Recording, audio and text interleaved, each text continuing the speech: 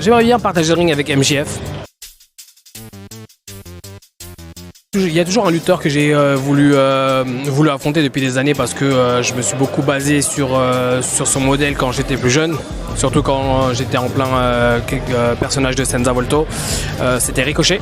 Juste avant qu'il signe avec la WWE, il était l'une des stars les plus hot sur le circuit indie, que ce soit au Japon, en Amérique, en Europe. Il était partout et il était vraiment pour moi full package.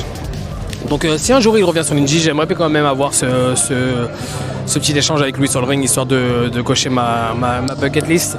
Mais si tu me dis aujourd'hui, j'aimerais bien partager le ring avec MJF par rapport à sa présence.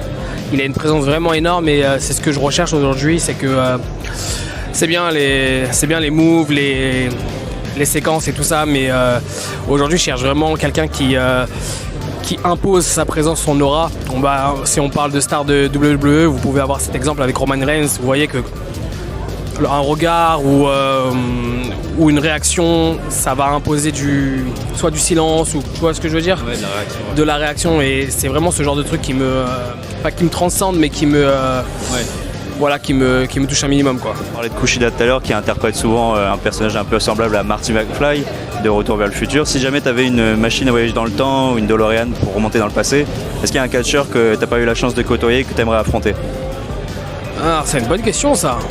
Tristan Archer, il m'a dit Undertaker tout de suite. C'est une très bonne question.